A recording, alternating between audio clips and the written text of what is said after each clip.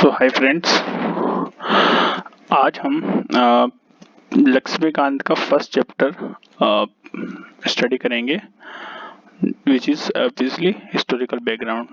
And you will notice one thing from here, that every year at least one question from this chapter comes. So this is in the prelims obviously, and yeah, sometimes in the mains the question have been asked with respect to uh, Government of India Act 1935, which has also been the major source, you know, for constitution building, right? So today we will going to discuss and know how we can how we can memorize all those facts, because it is full of facts, right? So it's very tough to remember all those facts. So today we will just going to know how in the at the last we will also know how we can make short notes out of it, right? There are at least 8 to 9 pages and we can just sum up in 1 to 2 pages only, right? So let's without further delay, let's start, right? So this is obviously the historical background, right? The chapter name is I have also written very important, right? And I would request you to watch this video on 1.5, high speed, okay? So yeah, it will be much more time saving for you. So it's all about ki BTS came in 19 this much. That's not of relevant obviously. Yeah, Queen Elizabeth has given obviously the charter to East India Company in 1600, obviously we all know, right? So that's not a big deal. And it's also we also study in the modern history as well, right?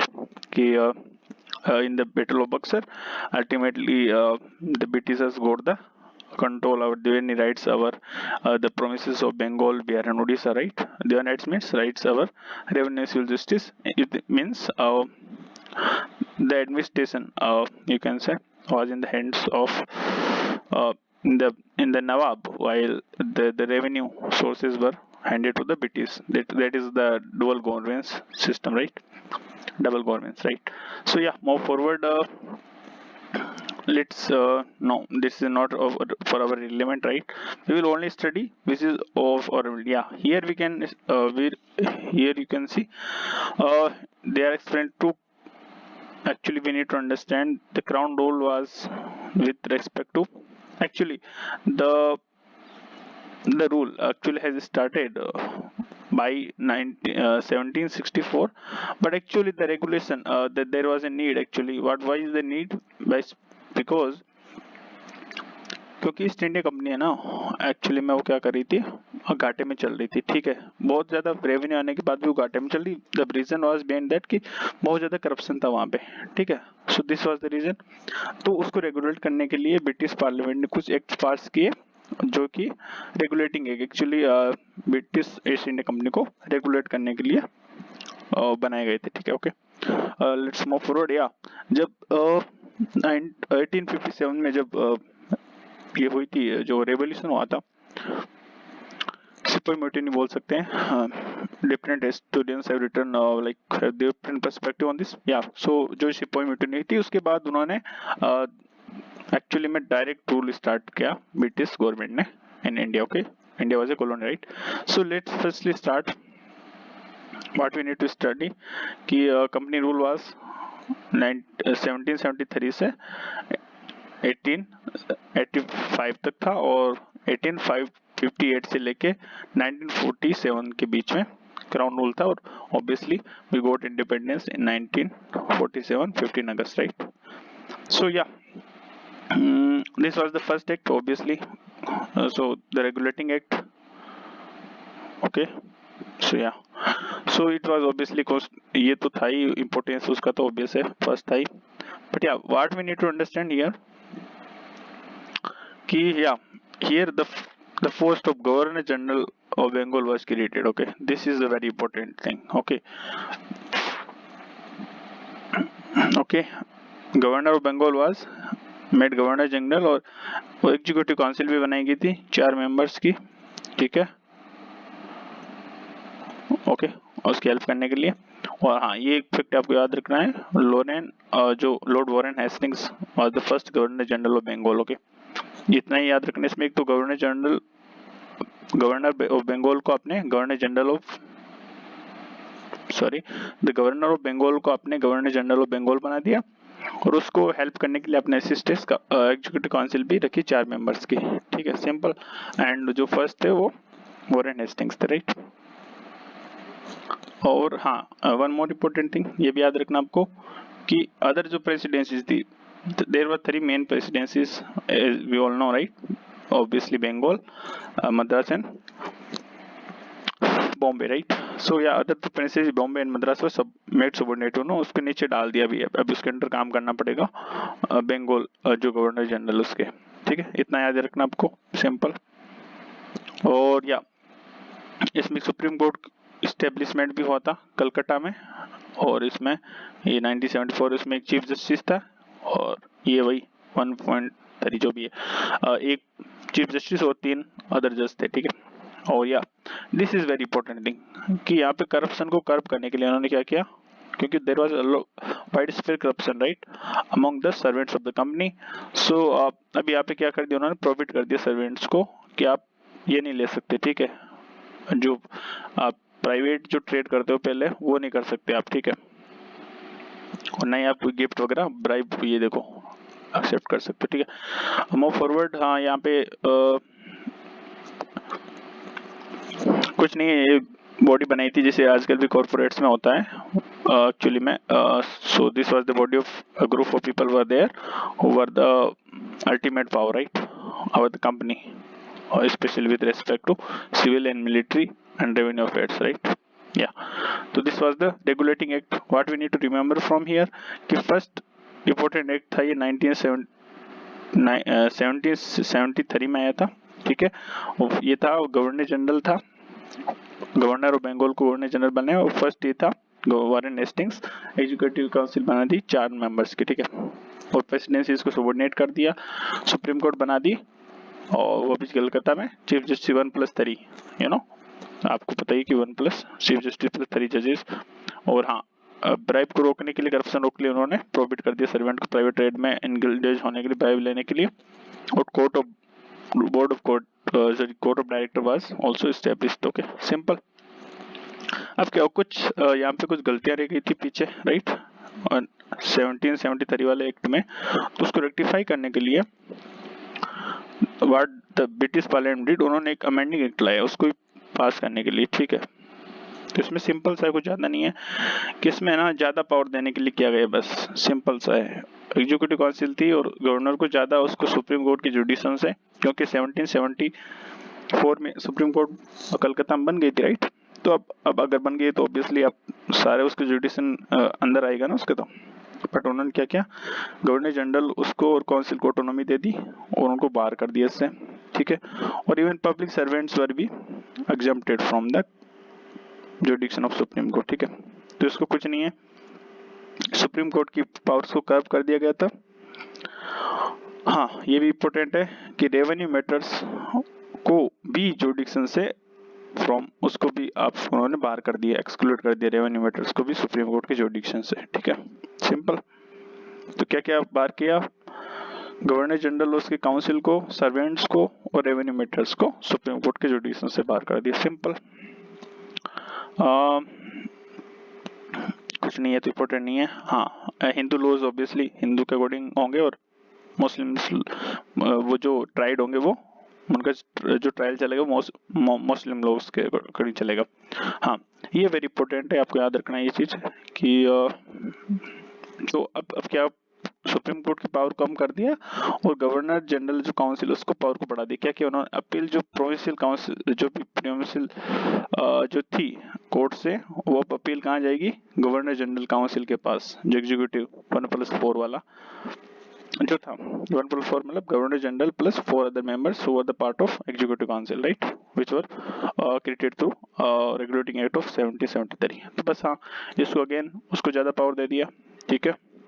और कुछ नहीं, इतना important इसमें। तो आपको क्या याद रखना है यहाँ से, गवर्नर जनरल, एक तो गवर्नर जनरल काउंसिल को, सर्वेंट्स को, रेवेन्यू मैटर्स को बाहर कर दिया सुप्रीम कोर्ट से बेसिकली, और अपील्स जो थी प्रोविंशियल कोर्ट से अब वो कहाँ जाएगी, गवर्नर जनरल काउंसिल के पास जाएगी, ना कि सुप्रीम कोर्ट। तो एक्चुअली में जो ये एक्ट लाया गया था, अमेंडिंग एक्ट ऑफ जो भी था, राइट, 17 क्या था ये, 1781 में लाया गया था, राइट। तो इसमें एक्चुअली द रीजन वाज कि उसको आपको क्या करना था,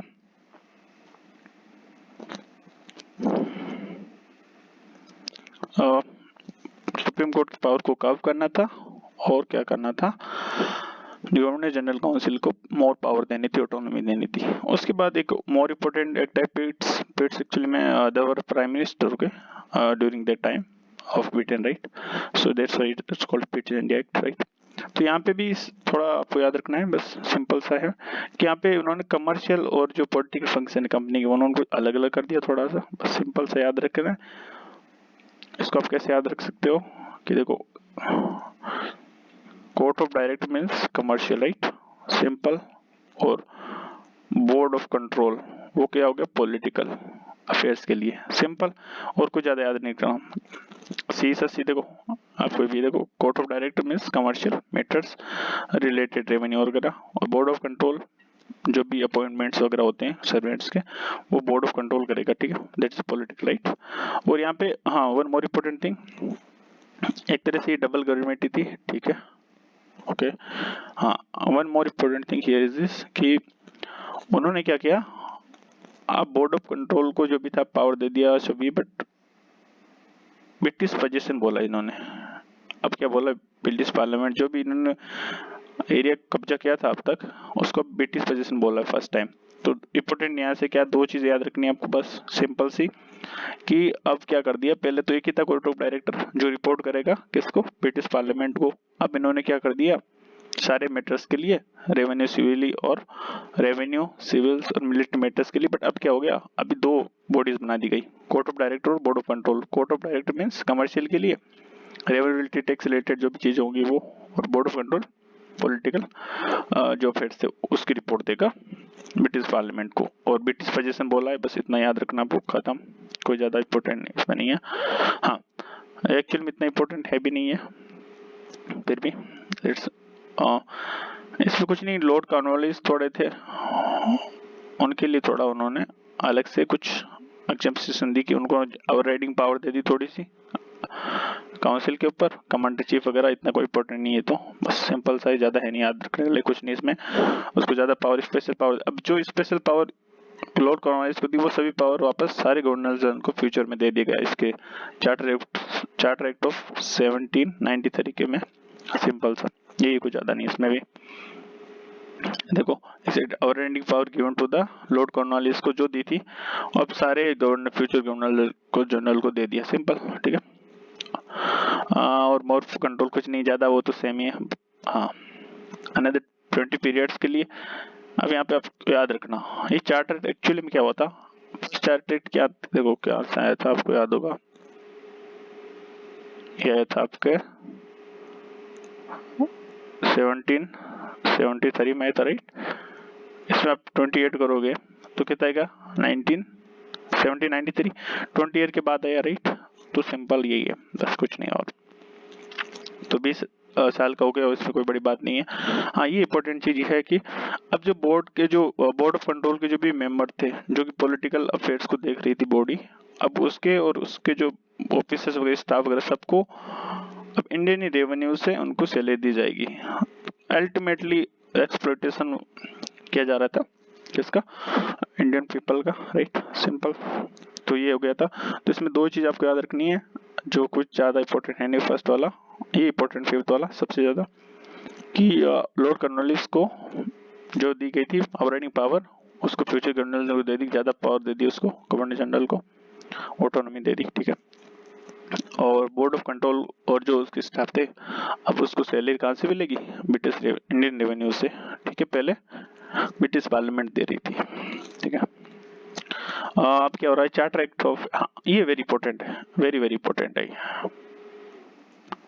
ये तो आपको याद ही रखना है, बस इसको तो भूलना ही नहीं है। 2-3 बार क्वेश्चन ऑलरेडी पूछा गया इसमें से, तो ये तो भूलना ही नहीं है आपको, वेरी वेरी इंपॉर्टेंट है ये, तो इसका तो कोई बराबर ही नहीं है।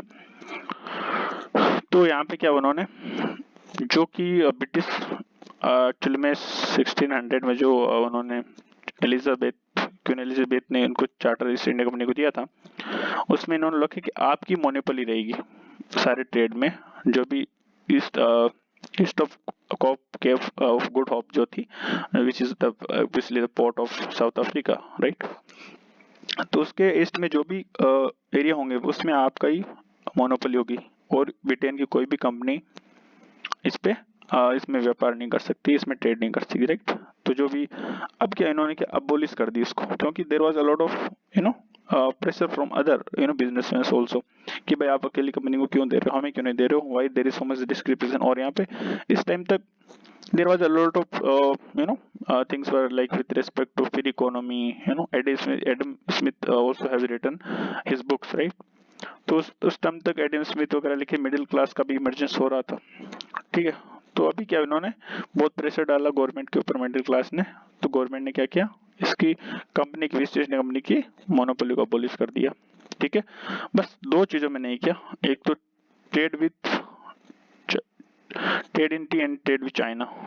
तो चाय और चीन दोनों, चाय और चीन चे दोनों से याद रखना, उसको छोड़ के बाकी सभी जगह ट्रेड मोनोपोली बंद कर दी। चाय और trade with China, trade in T, दोनों को इन्होंने अभी तक कमाने के लिए रिजर्व रखा था, और इसमें कोई ज्यादा ये नहीं है, ठीक है। सौर इंडिया सेट का बस ये याद रखना, फर्स्ट वाला very very important, very very important,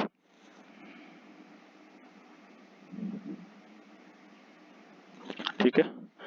तो हाँ नेक्स्ट, हाँ इसमें तो ये क्रिश्चियन मिशनरीज को अलाउ करेंगे कि आप अब तक क्या जाओगे, आप इनलाइटमेंट वगैरह करो, कुछ लोगों को जो जो पूरी प्रैक्टिसेस है उनको क्या करो, खत्म करो इंडियन सोसाइटी में। एक्चुअली ये एक्चुअली जो था क्रिश्चियनिटी में कन्वर्ट करने का ही तरीका था थ्रू द कि भाई इनलाइटमेंट कर रहे हैं तो आप ये रिलीजन अच्छा नहीं है, आप इसमें आ जाओ, ठीक है। हाँ यहाँ पे इम्पोर्टेंट है, स्प्रेड ऑफ बेस्ट एजुकेशन को भी इन्होंने परमानेंट करना अब तक शुरू कर दिया था, ठीक है। इंग्लिश वगैरह में आगे अच्छे पढ़ाई हो रही थी, और कुछ नहीं, लोकल गवर्नमेंट का कोई इतना इंपॉर्टेंट नहीं है।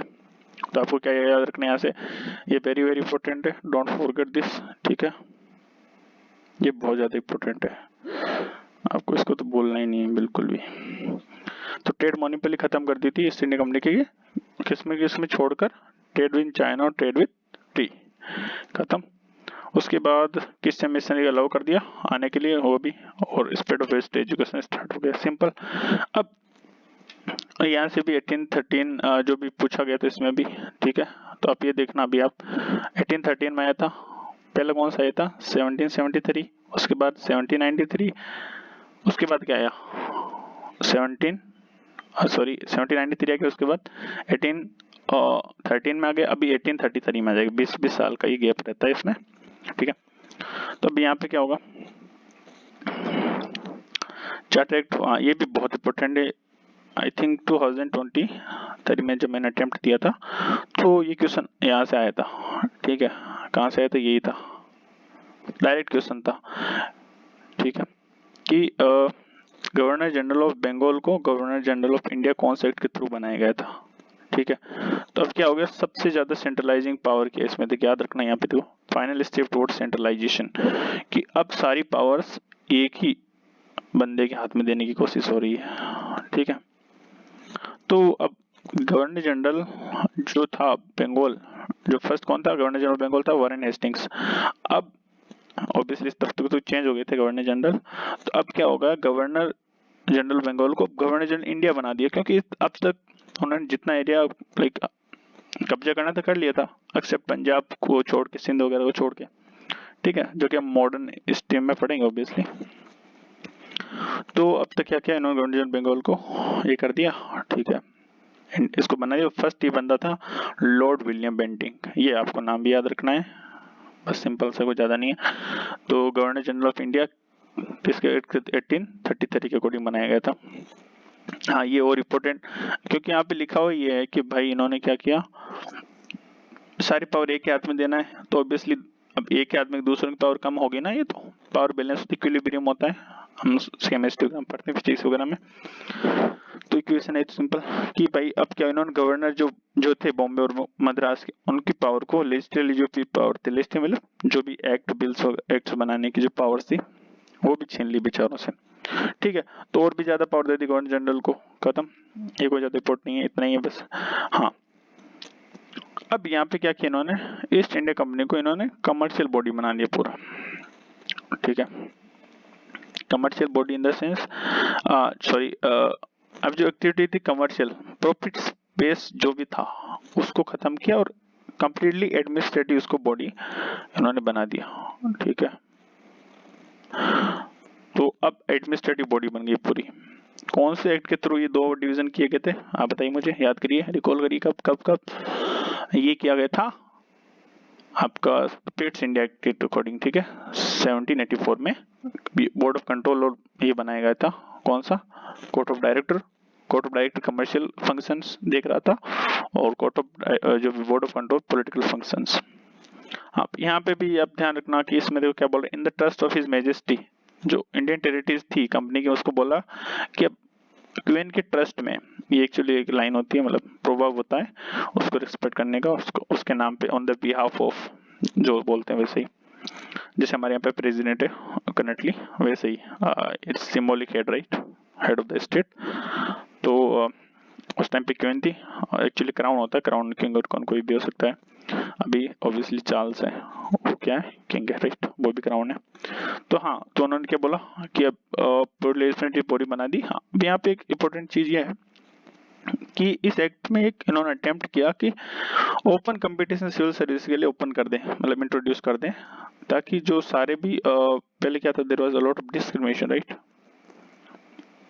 ठीक है, विथ रेस्पेक्ट टू क्या बोल सकते हैं, a lot of discrimination was there, right। तो अब अटेम्प्ट किया बट कि ओपन सिस्टम इंट्रोड्यूस करें, ओनली अटेम्प्ट किया, ठीक है, कि ला दें भाई, उन्होंने एक्ट में पार्लियामेंट कोशिश की, बट जो थे ओपोजिशन कहाँ से था, कोर्ट ऑफ डायरेक्टर से। आप समझ रहे हो ना, ऑब्वियसली जो भी पावर में, वो थोड़ी चाहेंगे कि इंडिया वाले आ जाएं और हमारी जो जो ऑफिस है उस पर अपना अपनी जगह हम वो आ जाएं। ठीक है, ऑब्वियसली वो नहीं चाहेंगे, तो उन्होंने पास होने नहीं दिया इस चीज को। ठीक है, हाँ, अब ये है ना जो क्या चार्टर 1853, अब देखो 1857 में क्रांति होने वाली है, कितने, 4 बचे, 4 साल बाकी बचे हैं। ठीक है, अब यहाँ पे भी कुछ होने वाला है बड़ा, और ये जो लास्ट है जिस पे कंपनी रूल करेगी, उसके बाद 1858 में आफ्टर द 1 ईयर ऑफ जो 1857 की रिवॉल्यूशन है, तो उसके बाद का वो नया क्राउन रूल आ जाएगा। ठीक है, तो अब यहाँ पे थोड़ा उन्होंने क्या किया है, अब इन्होंने क्या कर दिया, थोड़ा सा इन्होंने एग्जीक्यूटिव फंक्शंस जो भी थे, the legislative executive function the governor general council, addition of 6 members, बस लेजिस्लेटिव काउंसिल। अब क्या करें, सिंपल सिंपल समझो, बहुत इजी है। अब क्या, अब तक क्या था, 1773 में इन्होंने एक वो बनाया था। ठीक है, 1773 में इन्होंने रेगुलेशन बनाया, उसमें इन्होंने क्या क्या, एग्जीक्यूटिव बॉडी बनाई जिसके हेड थे गवर्नर जनरल। ठीक है, और उसके 4 और मेंबर्स थे। अब ये सारे फंक्शन यही देख रहे थे एग्जीक्यूटिव। अभी तो इंडिया में, अब जैसे अभी अभी डेमोक्रेटिक सिस्टम हमारे क्या कॉन्स्टिट्यूशन में 30 ईयर्स ऑफ लाइक 30 जो कॉम्स के फॉर्म में, judiciary, executive and legislature, parliament and council minister and judiciary और supreme court, high court etcetera. तो अभी इन्होंने क्या किया, यहाँ तक आके 1853 आके उन्होंने अब लेजिस्लेटिव और एग्जीक्यूटिव फंक्शन को अलग अलग कर दिया। ठीक है, सेपरेट लेजिस्लेटिव काउंसिल बना दी गई। अब लेजिस्लेटिव काउंसिल का काम क्या होता है, एक्ट्स वगैरह बनाना, और एग्जीक्यूटिव काम होता है उनको इम्प्लीमेंट करना। तो एक्चुअली में इसको इंडियन सेंट्रल लेजिस्लेटिव काउंसिल बना दिया, क्रिएट कर दिया, और जैसे मिनी पार्लियामेंट सारे इसमें काम होते थे। अब ये भी इंपॉर्टेंट और ये भी दोनों बहुत इंपॉर्टेंट, लेजिस्लेटिव काउंसिल स्टेब्लिश कर दी। ठीक है, दोनों अब अलग अलग हो गए। और ओपन अब तक ये second very important, very very important, ये दोनों से क्वेश्चन बने हैं पास्ट पीआई को हमारे रखे। तो ओपन कंपटीशन सिस्टम इन्होंने सिविल सर्विस के लिए लाग दिया। ठीक है, और मैकॉले कमेटी आपको पता ही है, ये इंडियन सिविल सर्विस पे अपॉइंट कर दी गई थी 1854 में, जैसे एक्ट आई उसके बाद। ठीक है, तो याद रखना लाइक है। हाँ, अब इसमें कोई बड़ी बात नहीं है, मेंशन नहीं किया कि पीरियड मेंशन नहीं किया 20 साल हो करना है नहीं करना, खत्म, ये कोई बड़ी बात नहीं, it's not a big deal. Introduce for the first time local representation, ऐसा कुछ ज़्यादा इंपॉर्टेंट नहीं है। ठीक है, तो हाँ आपको याद दो ही चीज़ें रखनी है यहाँ से 1853 से। एक तो लेजिस्लेटिव काउंसिल बना दी गई, जो पहले एग्जीक्यूटिव काउंसिल काम सारा कर रही थी, अभी उसको बर्डन कम करके उसको लेजिस्लेटिव काउंसिल बना दिया। इसको इंडियन लेजिस्लेटिव काउंसिल बोलते हैं। इसमें नहीं पार्लियामेंट जहाँ उसके काम होते थे, जैसे आजकल पार्लियामेंट में होते, सेम प्रोसीजर्स होते थे। ठीक है, और ओपन कंपटीशन को स्टेप जो फॉर सिविल सर्विसेज को यहाँ पे अडॉप्ट किया गया, मैकॉले कमेटी इसके लिए बनाई गई थी। और एक्चुअल में शुरू कब हुआ था ये, 18 आपको याद होगा 1833 में इन्होंने अटेम्प्ट किया था ब्रिटिश पार्लियामेंट लाने का, बट कोर्ट ऑफ डायरेक्टर का अपोजिशन इतना ज्यादा था, इतना उन्होंने प्रोटेस्ट वगैरह किया, तो उनको वापस विड्रॉ करना पड़ा वो प्रोविजन। ठीक है, अब यहाँ तक 1857 में क्रांति हो गई है। ठीक है, ठीक है, अब जो भी है ब्रिटिश गवर्नमेंट को पता चल गया है कि यहाँ पे Indians have rose against the Britishers. Okay, तो अब क्या करेगी, वो थोड़ा इंप्रूवमेंट लाने का कोशिश करेगी फॉर द गुड गवर्नमेंट। देखो ये act for the good government, इसमें कुछ नहीं है ज्यादा इंप्रूवमेंट तो नहीं है, बट हाँ थोड़ा नाम नॉमेनकल्चर चेंज कर दिया जाएगा। यहाँ पे क्या करेगा, देखो गवर्नर जनरल को उन्होंने क्या कर दिया, गवर्नर जनरल ऑफ इंडिया को वाइसरॉय नाम दे दिया, सिंपल। लॉर्ड कैनिंग, आपको 3 गवर्नर जनरल का नाम यहाँ इस हिस्टोरिकल बैकग्राउंड या रेगुलेटिंग एक्ट्स के लिए याद रखना। फर्स्ट है वॉरेन हेस्टिंग्स, जो गवर्नर जनरल ऑफ बंगाल बने थे फर्स्ट टाइम।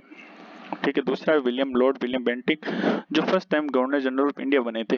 थर्ड है जो viceroy of India, first viceroy of India 1858 में बने थे। बने हुए क्या ये 1857 में जब क्रांति थी यहीं पे थे ये, तो इसका नाम चेंज करके इन्होंने गवर्नर जनरल ऑफ इंडिया को वॉइसरॉय बना दिया।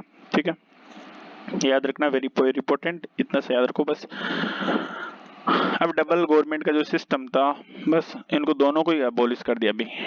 ठीक है, पहले डुअल गवर्नमेंट 1833 में इन्होंने क्या किया था, आपको याद ही होगा, पूरी एडमिनिस्ट्रेटिव बॉडी तो बना ही दिया था। ठीक है, बोर्ड ऑफ कंट्रोल, अब इन्होंने दोनों को अबॉलिश कर दिया। ठीक है, तो ended the by abolishing board of control and court of director, दोनों को अबॉलिश कर दिया। सिंपल सा है, कुछ बड़ी बात नहीं है। हाँ, अब एक नया ऑफिस यहाँ पे बनाया गया है सेक्रेटरी ऑफ स्टेट का, ये आपको याद रखना है। ठीक है, फॉर इंडिया।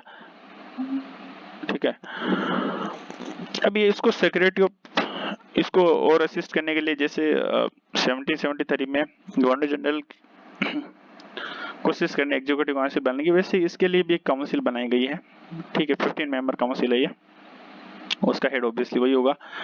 ठीक है, सेक्रेटरी ऑफ स्टेट होगा। तो यहाँ पे क्या किया, हाँ इसका इंपॉर्टेंट याद रखना है कि ये ब्रिटिश जो कैबिनेट उसका मेंबर, मतलब यहाँ पे मिनिस्टर था, राइट, ऑब्वियसली ब्रिटिश गवर्नमेंट एक मिनिस्टर था। और ये कौन किसके लिए रेस्पॉन्सिबल है, अल्टीमेटली ब्रिटिश पार्लियामेंट के लिए। जैसे कि आज भी लोकसभा जो मिनिस्टर्स वगैरह काउंसिल मिनिस्टर किसके लिए, और रेस्पॉन्सिबल लोकसभा के लिए, अपने एक्ट्स के लिए। ठीक है, जो भी था उनको अप्लाई देना पड़ता है उसका। तो काउंसिल बनाई गई थी 15 मेंबर की, कुछ नहीं बड़ी बात इसमें।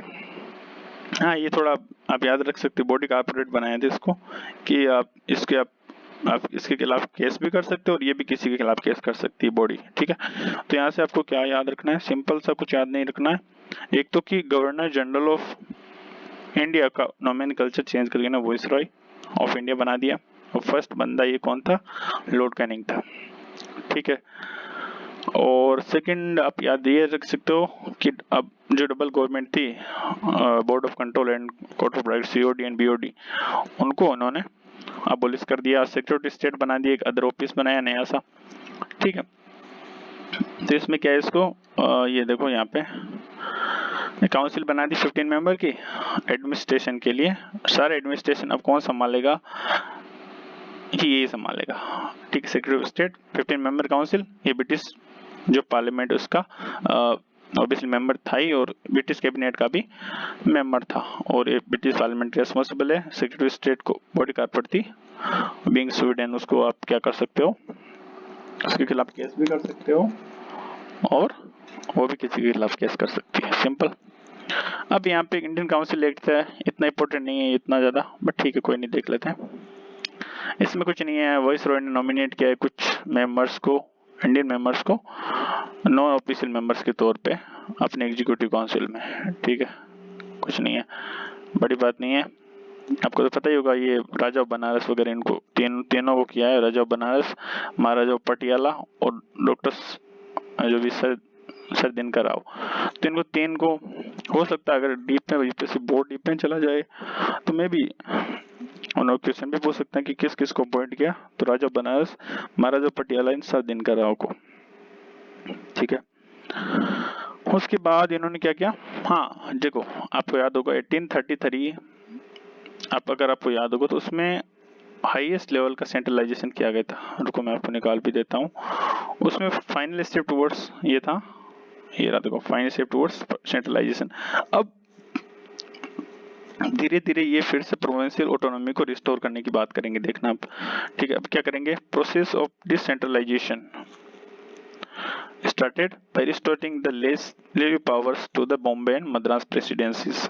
कुछ नहीं है, इन्होंने छीनी कब थी, 1833 में छीन ली थी बेचारों से, ठीक है, राइट, ये तो ना, हाँ ये रहा देखो, ये 1833 में, अब थोड़ा रिलैक्सेशन देना स्टार्ट कर दिया, ठीक है, वापस उनको लिस्टिव पावर दी कि आप अपना एक्ट खुद ही बना लो, हम इंटरफेयर नहीं करेंगे।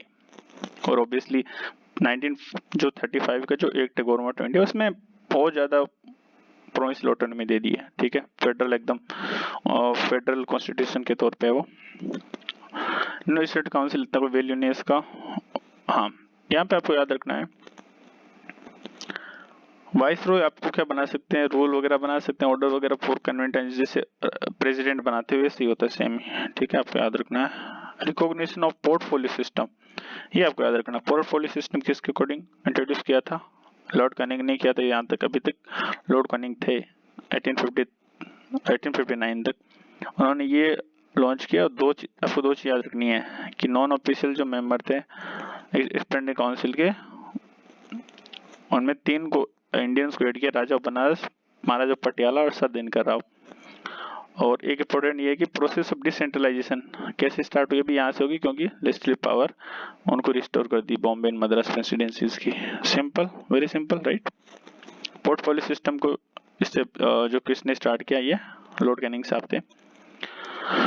हाँ, ये वेरी इंपॉर्टेंट, वाइस राय को इन्होंने ऑर्डिनेंस इश्यू करने का पावर दे दिया जिनकी वैलिडिटी 6 मंथ थी, ठीक है, सिंपल है, जैसे आज भी प्रेसिडेंट करते हैं वैसे ये करते हैं, करे तो उस टाइम पे उन्होंने पावर दे दिया। अब 1892 का एक गवर्नमेंट ऑफ जो भी है इंडियन काउंसिल एक्ट है वापस, ये इतना इंपॉर्टेंट है नहीं एक्चुअली में, ठीक है, इसमें कुछ नहीं है, बस आप क्या करोगे, ये थोड़ा इंपॉर्टेंट देख सकते हैं हम कि पावर ऑफ डिस्कसिंग बजट उन्होंने किसको दे दिया, लेजिस्लेटिव काउंसिल को। आप पूछ सकते क्वेश्चन वगैरह, ठीक है, किससे, एग्जीक्यूटिव काउंसिल से, जो कि आज की आपकी काउंसिल मिनिस्टर है वैसे ही है। और यहाँ पे थोड़ा इनडायरेक्ट इलेक्शन भी स्टार्ट हो गया तब तक, कहीं की जगह प्रोविंशियल जो भी थे वहाँ पे इनडायरेक्ट इलेक्शन भी स्टार्ट हो गया। तो आप याद रखना है कि लेजिस्लेटिव काउंसिल को थोड़ी सी पावर और दे दी, डिस्कस बजट कर सकते हैं, थोड़े क्वेश्चन वगैरह पूछ सकते हैं, जैसे आज भी होते हैं क्वेश्चन आवर वगैरह होते हैं बजट से सेट में। Indirect provision for the spilling of some of the non filling seats, कुछ नहीं, थोड़ा इनडायरेक्ट इलेक्शन है, लेकिन कोई वर्ड यूज नहीं हो, याद रखना ये बात कि nowhere there was a word used indirect election, ठीक है, इन दैट।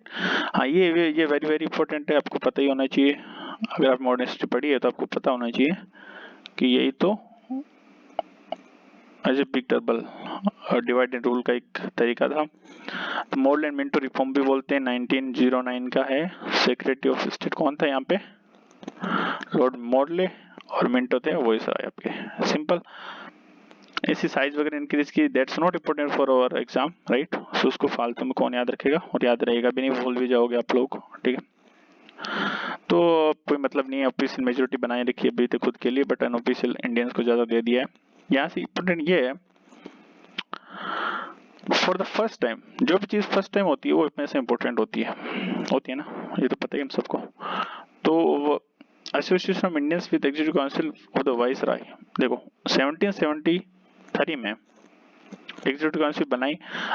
लेजिस्लेटिव काउंसिल में तो इन्होंने एसोसिएशन कब दे दिया, 58 में देना स्टार्ट कर दिया। लॉर्ड कैनिंग ने दे दिया था, राजा ऑफ बनारस, महाराजा पटियाला, सर दिनकर राव को, तीनों को दिया।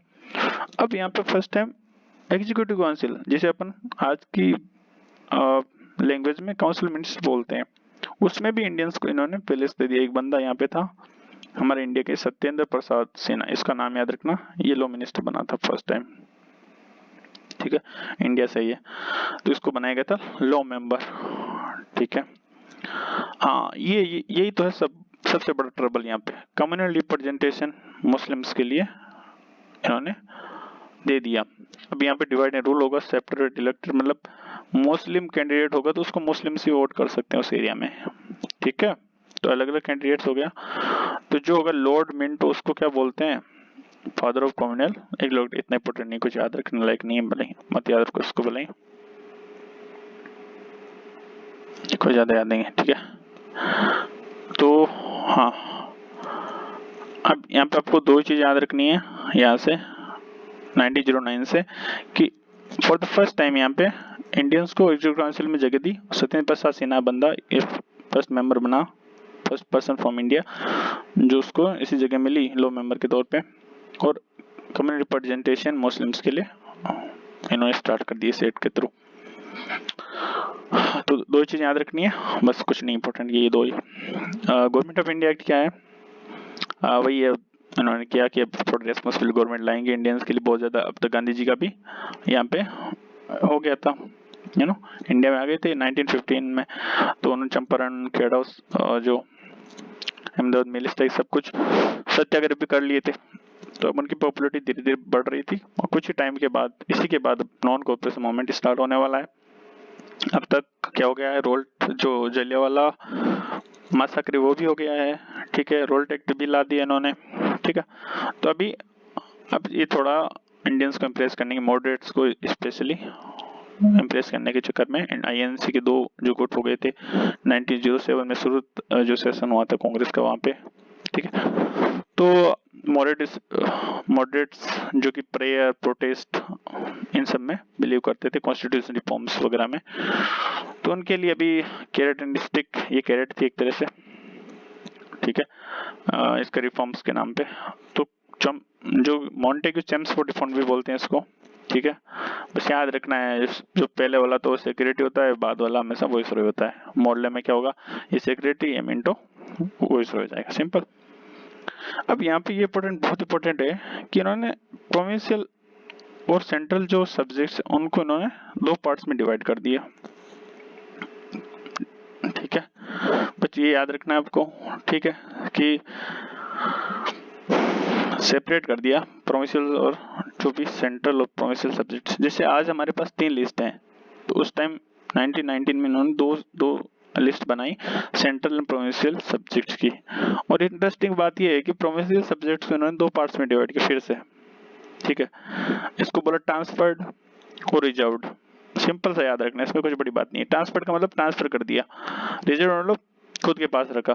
खुद कौन रखेगा, गवर्नर था वहां पे हेड प्रेसिडेंसीज वगैरह में, बॉम्बे, मद्रास में।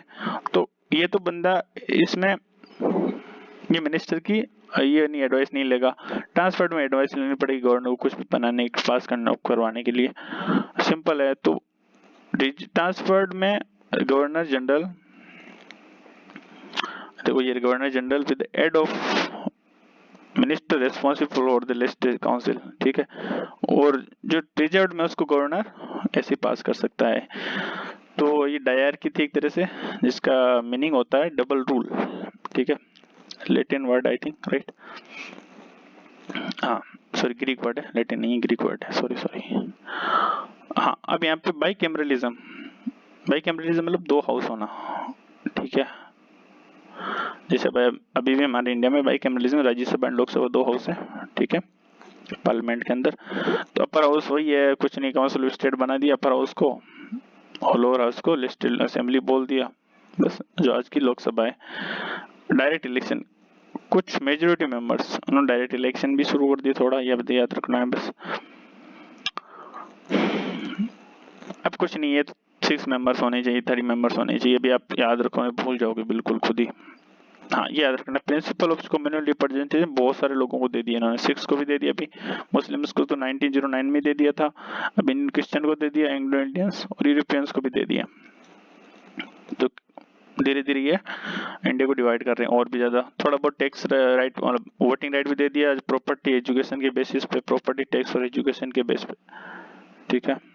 तो हाँ, तो ये जो राइट दिया था इन्होंने वोटिंग राइट, वो किसके बेस पे दिया, प्रॉपर्टी होनी चाहिए अभी आपके पास, टैक्स और एजुकेशन, इनके बेस पे आपको वोटिंग राइट दे दिया।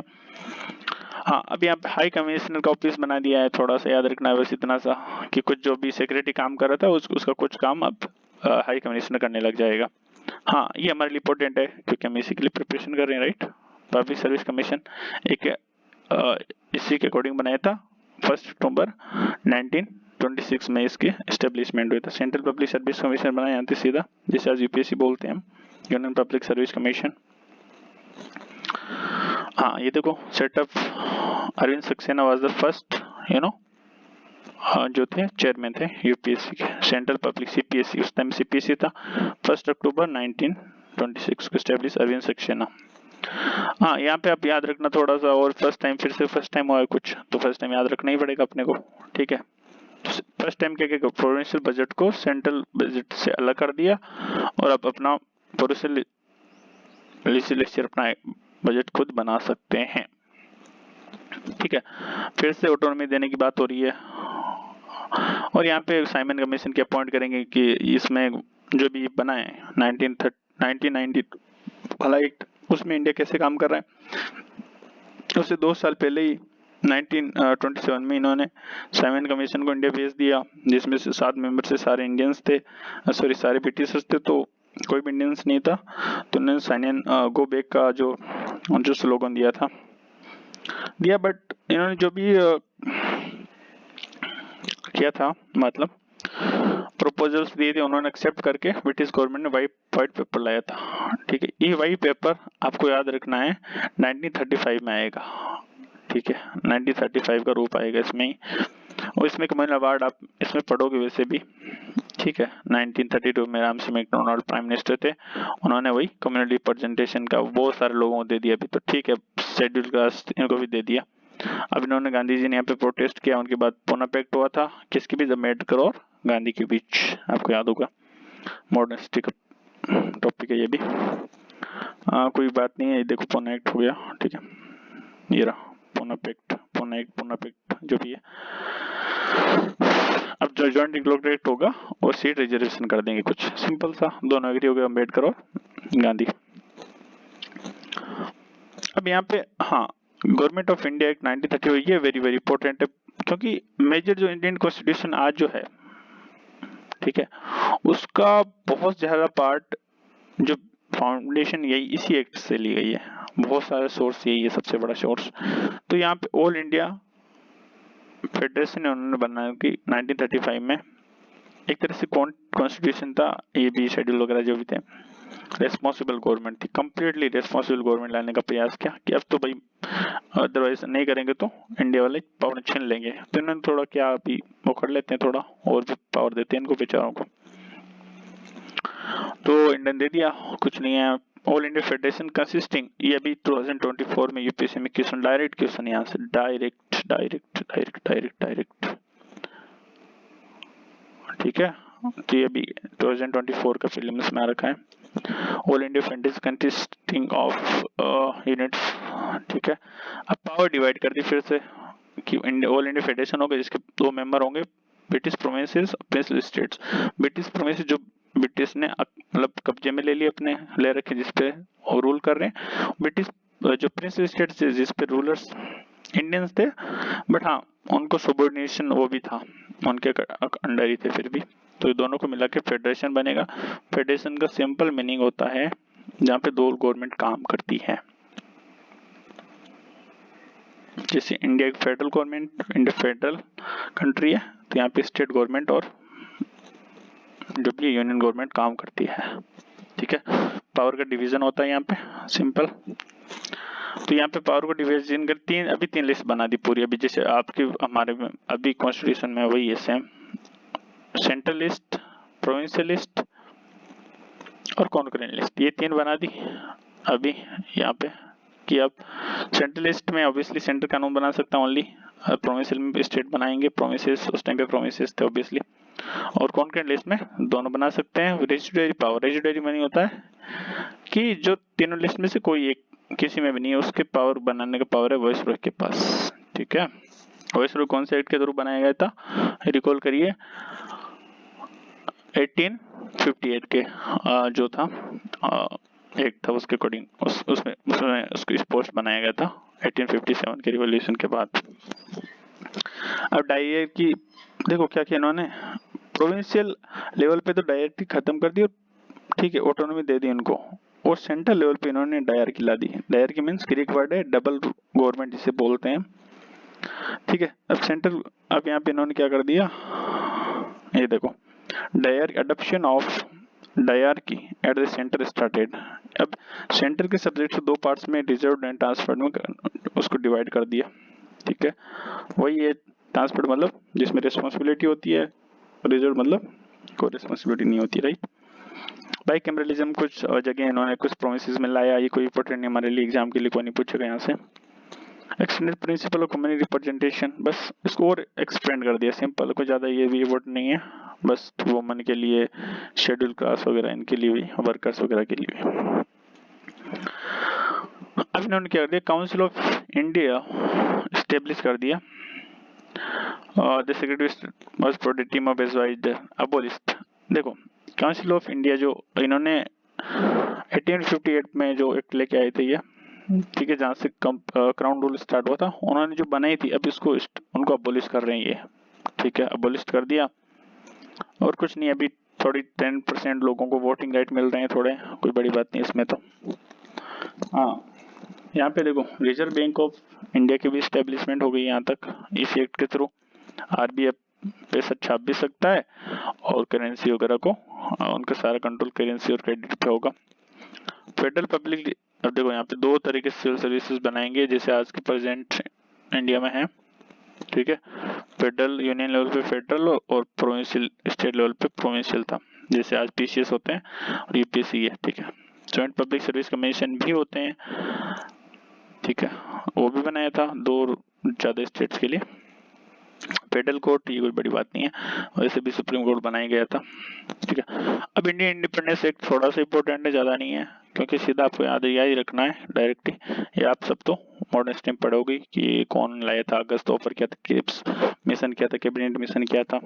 ठीक है, और लास्टली द माउंट बेंटन जो प्लान था, सबसे पहले कौन आया था, अगस्त ऑफर, उसके बाद क्रिप्स मिशन, उसके बाद cabinet mission, if I am not wrong, if wrong let me correct, okay sorry. So yeah तो अब जो मोहम्मद जीना थे, उन्होंने बोला कि नहीं, हमें तो सेपरेट नेशन ही चाहिए, हमें तो पार्टीशन चाहिए, we can't live in India, right. तो उनका वही था। तो फाइनली जो लॉर्ड माउंट बेंटन उन्होंने वाइसरॉय थे, उन्होंने कहा कि जून 3 को 1947 को पार्टीशन प्लान उन्होंने साथ हो रखा कि अब ठीक है, इंडिया को 2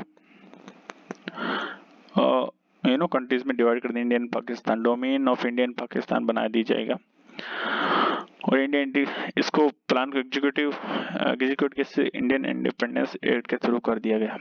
ठीक है, सिंपल, कुछ याद नहीं रखना इसमें, सिंपल है कि इंडिया और पाकिस्तान यहाँ से अगस्त 15 1947 में आज़ाद हो जाएंगे। डोमिनियंस होता है जो तक इसका हेड, नॉमिनल हेड कोई दूसरा, क्राउन वगैरह अभी भी इसका नॉमिनल हेड रहेंगे। डोमिनियंस का मीनिंग यही होता है। ठीक है, सोवरेन का मतलब होता है, sovereign is like little bit more, सबसे ज्यादा हाईएस्ट लेवल का वही होता है सोवरेन, जिसमें आप एक्सटर्नल और इंटरनल अफेयर कंट्री के खुद कंडक्ट करते हैं, जिसमें बाहर से कोई डोमिनेशन नहीं होता है। अब इन्होंने वाइसराय वगैरह बहुत ज्यादा उसको भी कर दिया, क्या कर दिया, जो पोस्ट है उसको भी अबोलिश कर दिया। ठीक है, डोमिनियन गवर्नर जनरल, हाँ एक जो डोमिनियन थे इंडिया पाकिस्तान, उनको गवर्नर जनरल दे दिया, और इंडिया के माउंट बेंटन वो बन गए थे governor general, first governor general. हाँ, अब एम्पावर्ड कर दिया कॉन्स्टिट्यूशन असेंबलीज को, आप कि अपने मनपसंद का कॉन्स्टिट्यूशन बना दो, और जब तक नहीं बनाओगे तब तक इससे काम चला लो आप। ठीक है, और नो एक्ट ऑफ अब जो भी एक बनेगा इसके बाद 1947 के बाद ब्रिटिश पार्लियामेंट का, वो जब तक अप्लाई नहीं होगा जब तक आप खुद इसमें आप लोग के थ्रू इसमें बोलोगे नहीं। ऑफिस सेक्रेटरी ऑफ स्टेट का भी खत्म कर दिया, सिंपल। और जो भी है कॉमनवेल्थ अफेयर्स जो भी है, लैप्स मतलब अब हमारा तुम्हारे ऊपर कोई अधिकार नहीं है। उनको जो ब्रिटिश जो परमानेंट थी इंडियन पिछले स्टेट्स के ऊपर उसको खत्म कर दिया गया। और उन्होंने ये बोला कि आप इंडिया या पाकिस्तान में से कोई दो ज्वाइन कर लो या इंडिपेंडेंट रह जाओ, कोई भी आपके पास कर सकते हो। ये क्वेश्चन यूपीएससी पीआईक्यू में पूछा गया है, याद रखना प्लीज प्लीज प्लीज, इंपॉर्टेंट है। तो डोमिनियन पाकिस्तान एंड आप या तो पाकिस्तान ज्वाइन कर लो, इंडिया ज्वाइन कर लो या इंडिपेंडेंट जो आपकी चॉइस है। ये तो गवर्नेंस ऑफ हाँ, ये मैंने पहले बोल दिया है कि जब तक आप नहीं बनाओगे तब तक इससे ही काम चलाओ, गवर्नमेंट ऑफ इंडिया से, इसके अकॉर्डिंग ही गवर्नेंस इंडिया की चलेगी, सिंपल। यहाँ पे कोई बड़ी बात नहीं है, बस कॉन्स्टिट्यूशनल गवर्नर जनरल और जो कॉन्स्टिट्यूशनल हेड्स बना दिया उनको स्टेट का, जैसे एज प्रेसिडेंट है वैसे ही सेम, ठीक है। लॉयल टाइटल्स वगैरह कुछ नहीं है। तो यहाँ पे इंडिया, इसको मिडनाइट को इंडिया बन गया और गवर्नर जनरल हमारे फर्स्ट प्राइम मिनिस्टर होते ऑब्वियसली इंडिपेंडेंट इंडिया के, वो जवाहरलाल नेहरू थे।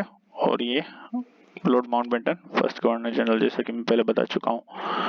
तो हाँ, अब मैंने एक्चुअली में क्या किया, इन सबको पढ़ के शॉर्ट नोट्स बनाए, सारे जो भी पढ़े हमने उसका शॉर्ट नोट्स मैंने खुद ने तैयार किए अपने हाथ से, ठीक है। जैसे रेगुलेटिंग एक्ट को आप क्या, इसमें चीज याद रखनी है, गवर्नर जनरल ऑफ बंगाल को आप क्या बनाओगे, गवर्नर गवर्नर बंगाल बनाओगे।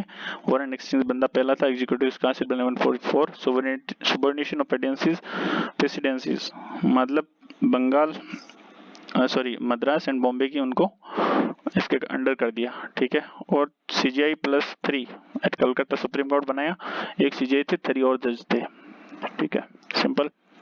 प्राइवेट ट्रेड करप्शन को रोकने के लिए उन्होंने बोला कि आपको करप्शन नहीं करना, कोर्ट ऑफ डायरेक्टर बना दिया गया सारे अफेयर्स के लिए, सारे मैटर्स के लिए।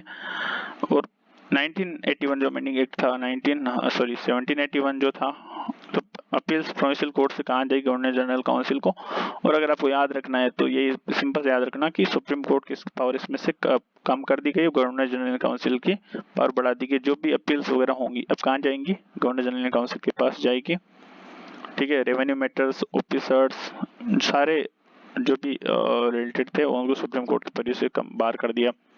फिर पिट्स इंडिया एक्ट, 2 बॉडी बनाएगी, court of director and board of control. Court of director commercial affairs को देखेगी और उस पर रिपोर्ट करेगी ब्रिटिश पार्लियामेंट को, बोर्ड ऑफ कंट्रोल पॉलिटिकल और ब्रिटिश पोजेशन बोला इसको, सिंपल। एक्ट ऑफ 1793, हाँ इसमें कुछ नहीं है। अब बोर्ड ऑफ कंट्रोल उनकी स्टाफ को कहाँ से सैलरी मिलेगी, इंडियन रेवेन्यू से मिलेगा, ये याद, मतलब इंपॉर्टेंट ही याद, और कुछ आपको याद नहीं रखना है बस। अगर आपके बाकी याद नहीं रह सकती उसको याद रख लेना बस, सिंपल सा। अब मोनोपोली खत्म, बस except trade with tea and trade in China, trade with China. तो 18 जो भी था ये 15, ये बहुत इंपॉर्टेंट है, क्वेश्चन बहुत 2 बार पूछ चुके हैं। क्रिश्चियन मिशनरीज को अलाउ कर दिया था, वेस्टर्न एजुकेशन को प्रमोट करने की बात कर रहे थे, 3 इंपॉर्टेंट फैक्ट्स इसमें। और 1833 में आपको पता ही है, हमने देखा भी है कि governor general of Bengal colonial India बनाएंगे, विलियम बेंटिंग के सब फर्स्ट होंगे। और MNB मतलब मद्रास एंड बॉम्बे को उनकी लेजिस्लेटिव पावर से डिप्राइव कर दिया, सिख याद है। लास्ट स्टेप टुवर्ड सेंट्रलाइजेशन जैसे हमने पढ़ाई है। और रिलैक्सेशन कब स्टार्ट होगा, 1861 में जो होगा काउंसिल, इंडियन काउंसिल एक्ट, उसमें आपको वो जो 3 लोगों को, जैसे राजा बनारस पटियाला, महाराजा पटियाला और सर दिनकर राव को जो उसमें लेजिस्लेटिव काउंसिल में अनऑफिशियल मेंबर के तौर पे उनको अपॉइंट करेंगे, Lord Canning. Fully administrative body बना दी, आपको पता ही है, ठीक है। तो उस बोर्ड ऑफ कंट्रोल अबोलिश कर दिया था। यहाँ तक अटेम्प्ट भी किया था आपका तो सिविल सर्विस को ओपन करने के लिए, बट कोर्ट ऑफ डायरेक्टर्स का बहुत अपोजिशन, इसलिए वो नहीं कर पाए। एक्ट ऑफ 1853 में क्या किया, establishment of governor general in council, legislative council को बनाया, आपको याद ही होगा। पहले सारे काम एग्जीक्यूटिव काउंसिल करी थी, अभी लेजिस्लेटिव काउंसिल करेगी। ठीक है। Open competition for civil services आपको याद रखना ही है, कोई बोलने वाली बात है नहीं इसमें, तो याद रखना है, याद रखना बिल्कुल बिल्कुल। और 1858 में आपको पता है यहाँ तक क्रांति हो गई है, गवर्नर जनरल को वाइसराय नाम दे दिया, लॉर्ड कैनिंग सब फर्स्ट बंदा है, दोनों को अबोलिश कर दिया, court of director board of control को। सेक्रेटरी ऑफ स्टेट ऑफिस नया बनाया है जो एडमिनिस्ट्रेशन के लिए रिस्पॉन्सिबल होगा, मेंबर ब्रिटिश कानून उसको असिस्ट करने के लिए 15 मेंबर की काउंसिल बनेगी। और बॉडी कॉर्पोरेट होगा जिसका ट्रायल खुद का हो सकता है और वो किसी के खिलाफ केस भी कर सकते हैं। इंडियन काउंसिल 1863 में आपको याद रखना चाहिए, Indian non official members of legislative council बना दिया। एग्जीक्यूटिव काउंसिल का मेंबर कौन से एक्ट के थ्रू बनेंगे, आपको याद होना, ये होगा आपका 1 मिनट, बहुत कंफ्यूजिंग है, 1 मिनट, हाँ बस ये रहा 1909 में जब कम्युनल रिप्रेजेंटेटिव्स लाएंगे तभी। हाँ, और यहाँ पे क्या रखना है, लेजिस्लेटिव पावर को रिस्टोर कर दिया है 1861 में, पोर्टफोलियो सिस्टम ऑर्डिनेंस सिस्टम को लाया है। लॉर्ड सिस्टम को इंट्रोड्यूस किया था लॉर्ड कैनिंग ने। गवर्नमेंट ऑफ इंडिया एक्ट में कुछ नहीं है, डिस्कस कर सकते हैं, थोड़ा लेजिस्लेटिव काउंसिल को ज्यादा पावर दिया है, बजट डिस्कस करते हैं, क्वेश्चन पूछ सकते हैं, इनडायरेक्ट इलेक्शन थोड़े बहुत स्टार्ट हुए बट वर्ड यूज नहीं हुआ कहीं पे भी, याद रखना ये चीज आपको, ठीक है। अब मॉडल मिंटो रिफॉर्म्स जिसे बोलते हैं 1909 में, बस first time association of Indians in, Satyendra Prasad Sinha ये बंदा पहला था, आपको भी याद होगा, ये कोई डाउट नहीं इसमें, तो लो मेंबर था ये। कम्युनल रिप्रेजेंटेशन मुस्लिम्स को दे दिया कम्युनल रिप्रेजेंटेशन, ठीक है। अब मोंटेग्यू चेम्सफोर्ड वही थोड़ा रिफॉर्म्स की बातें करेंगे, सेंट्रल लोन प्रोविंशियल सब्जेक्ट को डिवाइड करेंगे और उसके बाद प्रोविंशियल सब्जेक्ट को फर्दर डिवाइड कर रीजन ट्रांसवर्ड में डायरकी, जिसे डबल गवर्नमेंट बोलते हैं, ग्रीक वर्ड है ये। बाइकैनलिज्म 2 हाउस बनाए गए थे, डायरेक्ट इलेक्शन शुरू हुए थे, कम्युनल रिप्रेजेंटेशन थोड़े सिक्स और क्रिश्चियंस को भी दे दिए इन्होंने, और एंग्लो इंडियंस वगैरह और भी। Voting based property, education and tax, तीनों के थोड़े वोटिंग राइट थी। हाई कमिश्नर फॉर इंडिया क्यों बनाया गया, उसके लिए जो भी फंक्शंस थे सेक्रेटरी ऑफ स्टेट के, वो कौन करेगा, हाई कमिश्नर करेगा, जिसका ऑफिस होगा लंदन में, ठीक है। यूपीएससी उस टाइम पे नहीं था ऑब्वियसली, फेडरल सर्विस कमीशन बोल सकते हैं, ठीक है। हाँ तो बट हाँ 1 अक्टूबर 1926 को स्टेब्लिश किया, अरविंद सक्सेना इसके फर्स्ट चेयरमैन थे। और सेंट्रल और प्रोविंशियल बजट्स को अलग अलग कर दिया अब तक कि आप अपना बजट खुद बनाओ, स्टेट ऑफिस कमीशन बनाएंगे, वही साइमन कमीशन का सिस्टम है, 10 साल बाद देखेंगे कि सही काम कर रहे हैं। 1935 warrior report and all India federation, कोशिश की बट बना नहीं क्योंकि प्रिंसली स्टेट ने इसे ज्वाइन करने से मना कर दिया था। फिर से 3 लिस्ट बनी, central, provincial and concurrent, usually power lies with viceroy, जिस पे कौन कानून बनेगा, जिस कोई भी अगर लिस्ट में नहीं है सब्जेक्ट तो उस पे वॉइसरॉय कानून एक्ट बनाएंगे। यहाँ पे प्रोविंशियल डायरकी को खत्म कर सेंट्रल डायरकी लाई, उसमें transferred and reserve subjects lie. Transferred का मतलब होता है कि जिसमें रेस्पॉन्सिबिलिटी होती है मिनिस्टर की, ठीक है, और रिजर्व मतलब गवर्नर कुछ विदाउट रेस्पॉन्सिबल उसको बना सकता है। 10% पॉपुलेशन को राइट मिले वोटिंग्स। अब बहुत सारे फेडरल पब्लिक सर्विस 3 तरीके बना दिए, फेडरल यूनियन के लिए, स्टेट प्रोविंसेस के लिए, और ये जॉइंट 2 या 2 से अधिक, 2 और मोर जो प्रोविंसेस के लिए सिविल सर्विस कंडक्ट करवाने के लिए बना दी। आरबी बना दी करेंसी और क्रेडिट के लिए, इंडिया की देखने के लिए। कम्युनल रिप्रेजेंटेशन बहुत ज़्यादा, इसका सिंबल का मीनिंग होता है विमेन, ठीक है। SC/ST और एक्सेट्रा को दे दिया। इंडियन इंडिपेंडेंस एक्ट बना दिया two dominions. Indian Pakistan viceroy office खत्म करके बस इसको बना दिया गवर्नर जनरल। फर्स्ट इंडिया के थे Mountbatten, freedom to join either और रिमेन इंडिपेंडेंट, बस अपने स्टेट को बोल दिया से। तो बस यही, आप अगर आप इसको इतना भी आप याद रख लो तो एटलीस्ट 1 क्वेश्चन प्रीलिम्स में आपको लाने से कोई भी नहीं रोक सकता, कुछ नहीं, बस इतना सा है। आई थिंक कितना 1.5 पेज है पूरा, 1.5 पेज, राइट। अगर आप इतना भी याद कर लेते हो, इसको भी अच्छे से पढ़ लेते हो, जो भी मैंने हाईलाइट किया उसको पढ़ लो, देखो कितना स्क्रिप्ट हो गया ना। देखो यहाँ पे देखो पेज नंबर कितने, 8 पेज को हमने कितने में कम किया है, 1.5 में, राइट। तो I think it will be helpful. Thank you so much for your time.